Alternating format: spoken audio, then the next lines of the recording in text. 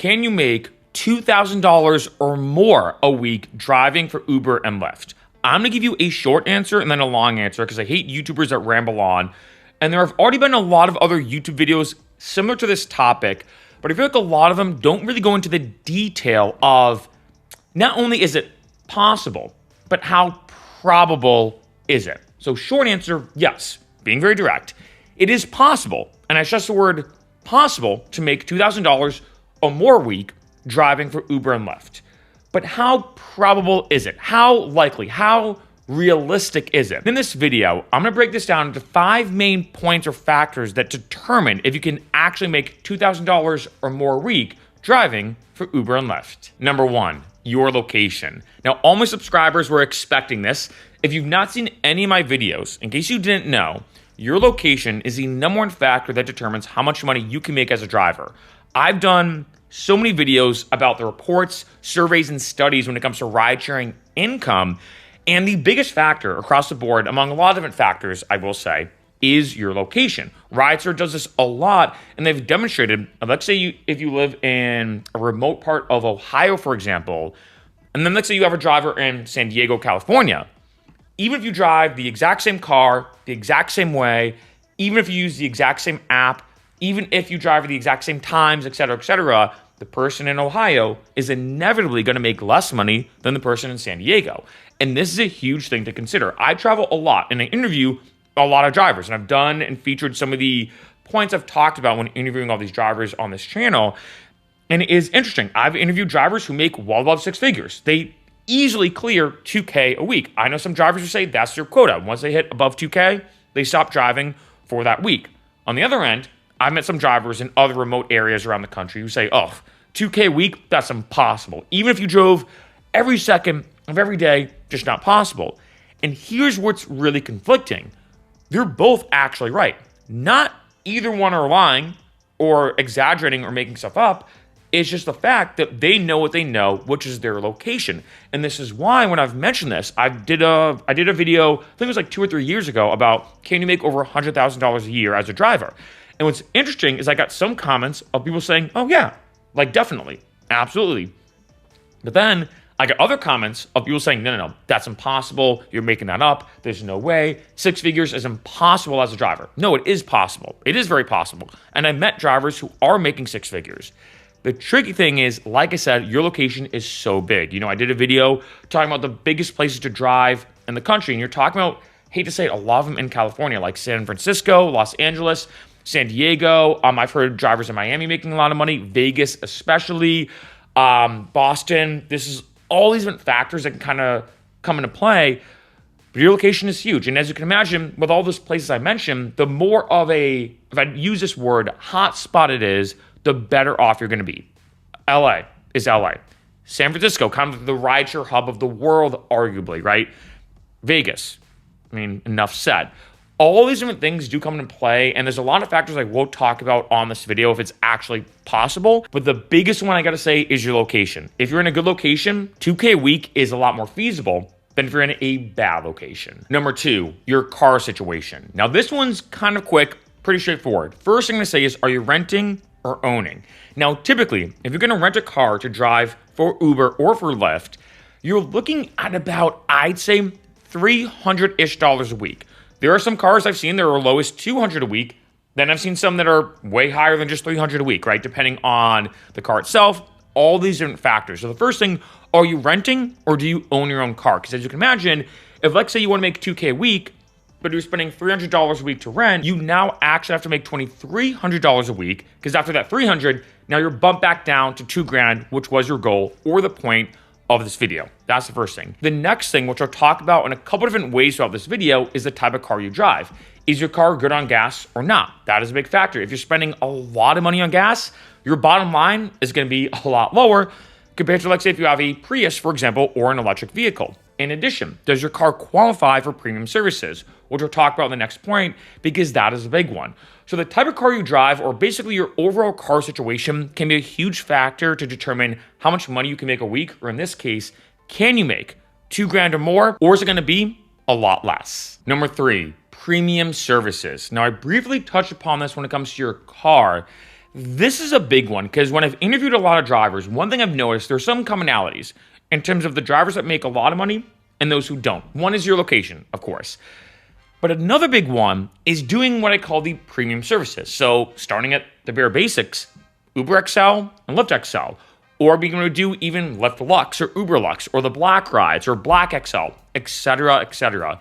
I've noticed that a lot of the drivers that I've talked to who love driving for Uber and Lyft, who make a lot of money, typically do at least, at like the bare minimum, the XL rides. That's another thing I've noticed, that the people who make a lot of money, easily, I might even use the word easily, $2K a week, usually almost always have a bigger vehicle. So let's say even if they don't have a Mercedes to do a Black or a Lux ride, they still have a big vehicle to do those XL rides. And remember, in case you didn't know, and I do want to mention this because I have gotten this comment a couple times on this channel, if let's say your car qualifies for, let's say, Uber Black XL, you could still do all the other rides. You could still do normal Uber rides and Uber XL and Uber Black and Uber XL. So by being on a higher tier, you still get all the benefits of the other tiers. Because as you can imagine, there's going to be way less Uber Black XL rides than just regular Uber rides.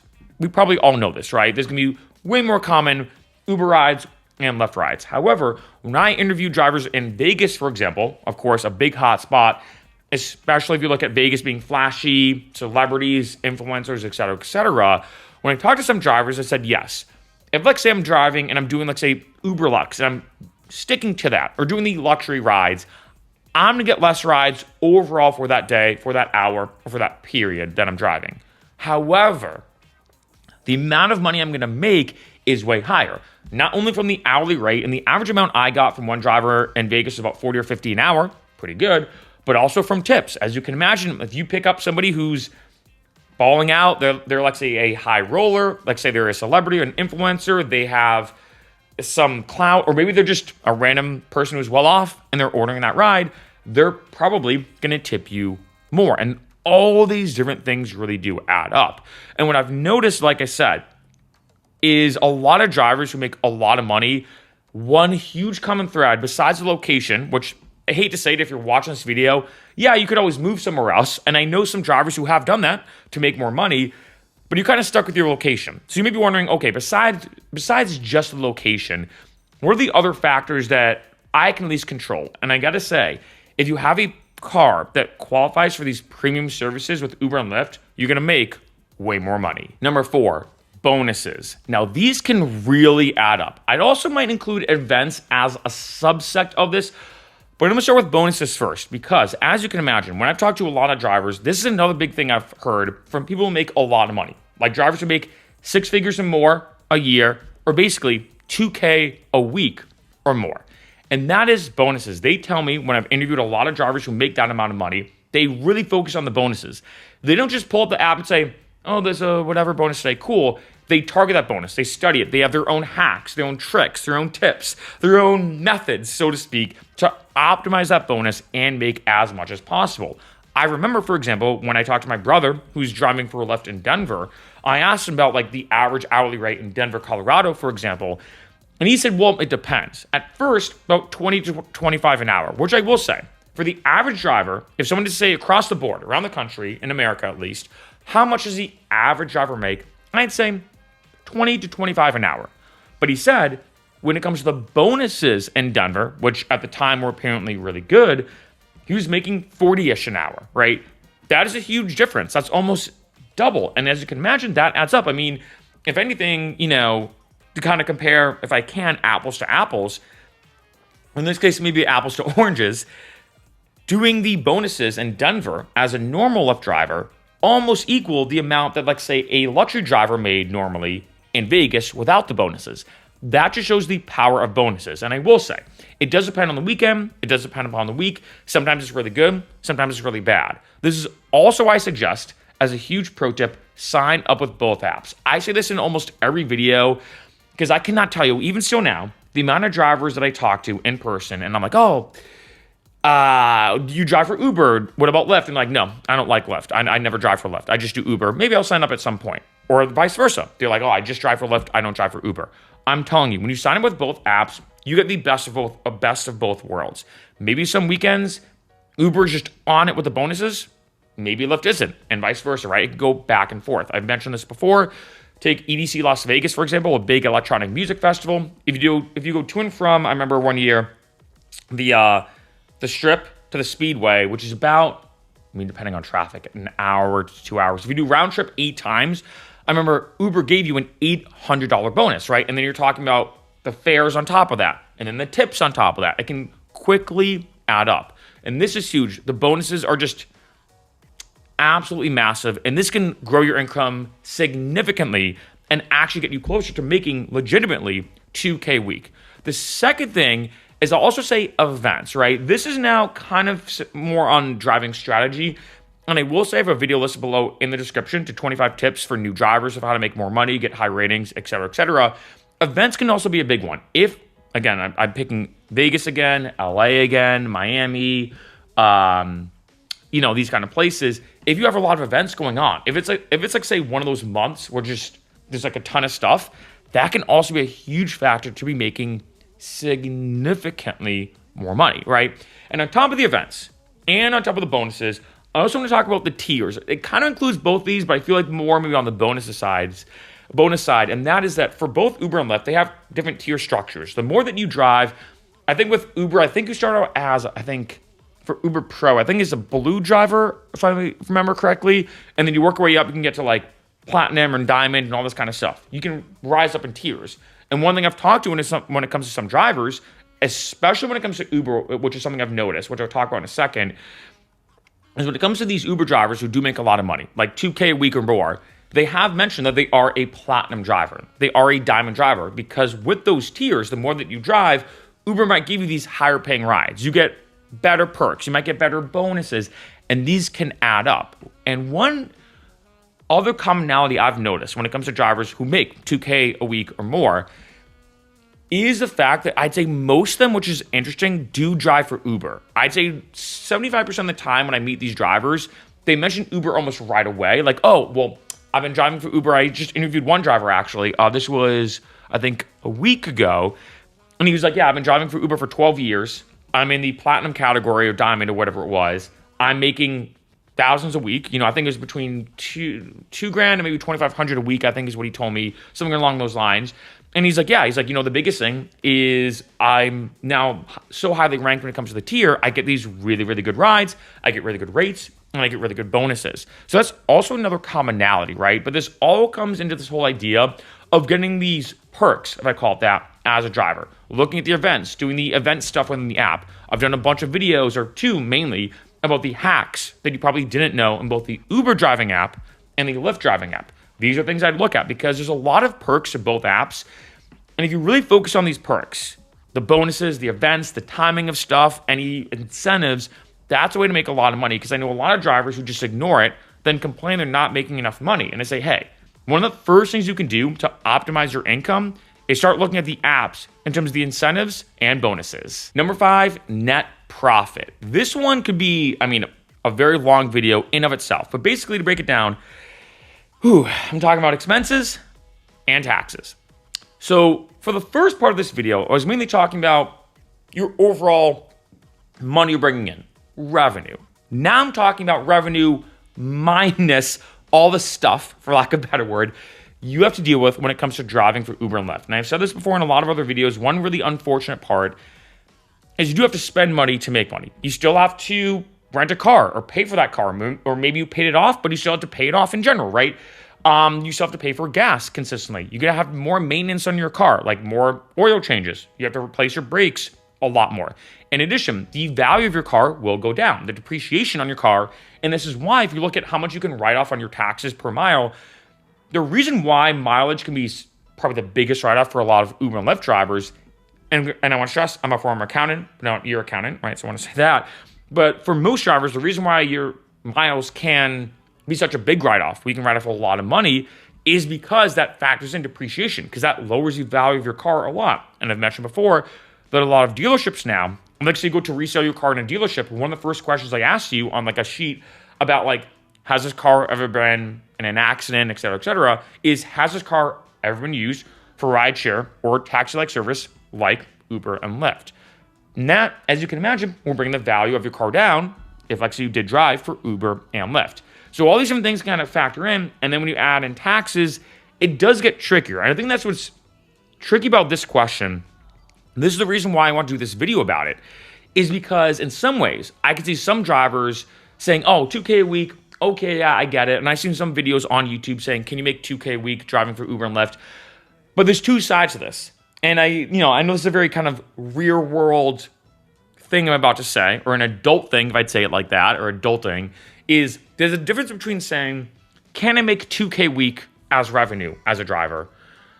Or can I walk away with 2K a week as a driver? Or can I, after everything's said and done, can I have my bottom line or my net income be 2K a week? And that's where it gets a little more tricky. I'm going to be honest. Do I think a driver could walk away with $2,000 a week after expenses and after taxes are taken out? I think it's really tough to say. I'm going to be honest. I think it's really, really tough to say, because if, let's say, you were to make, like, say, 2K a week, you're looking at about what? $104,000 a year is what you'd be making at $2,000 a week, making numbers even. At $104K, you'd have to make a lot more money to then walk away with $104K. When you factor in expenses, especially expenses and taxes. And I mentioned this before, that if you look at like In-N-Out here in California, for example, or other places, I mean, you can make 20-ish an hour just as a fast food worker, right? And it's not like you have to spend more money to make the burgers or to work or whatever. But with Uber and Lyft, you kind of do. And so to walk away realistically with $104,000 after taxes and after expenses, I'm going to say probably not. It might be possible. Don't get me wrong. It might be possible.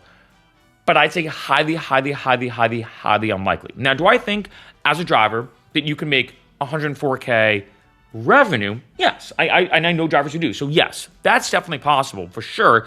And if you're in a hotspot and you factor in all these things I've talked about, like a good location, your car situation is on point, you can do those premium rides, which bring in a lot of money, you're hitting all these bonuses. Yeah, 104K is definitely possible. No question there.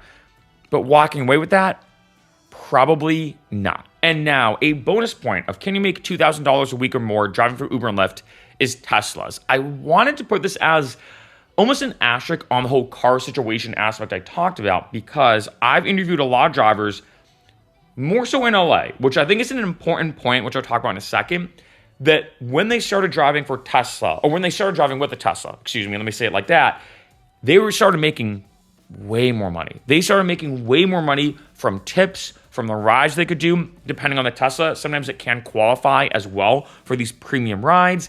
They started to get maybe more bonuses. There's a green initiative as well. I think you get more money per ride. It's like about $1 per ride if you're doing the eco rides or the green rides, right? So all these different factors can really add up. In addition, your taxes could get really unique as well if you own a Tesla in terms of writing stuff off. Again, I want to stress, make sure you hire a tax accountant. So I do want to say that, but there's a lot of different factors that can really determine how much you can make as a driver. And when it comes to Teslas, there's a whole other set of factors that make it more lucrative. And I've done and reviewed videos about driving with a Tesla and driving for Uber and Lyft with a Tesla.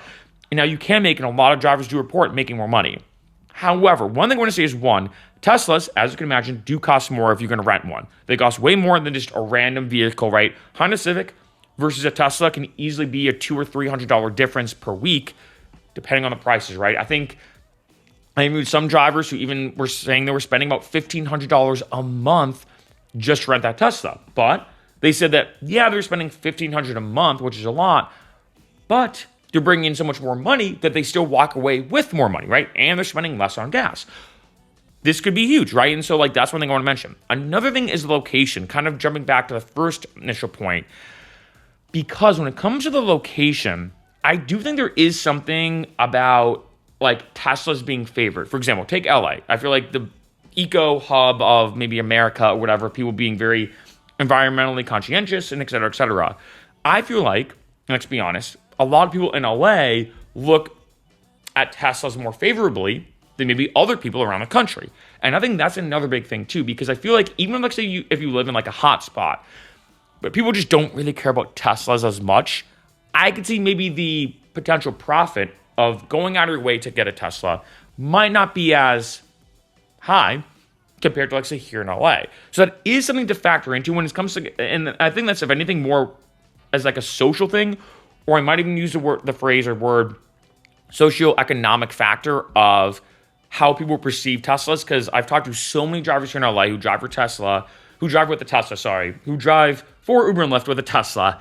I talked to a lot of drivers who are like, yeah, I'm getting so many more tips. Like, it's substantially, I'm getting double or triple the tips that I used to get now that I'm driving with a Tesla.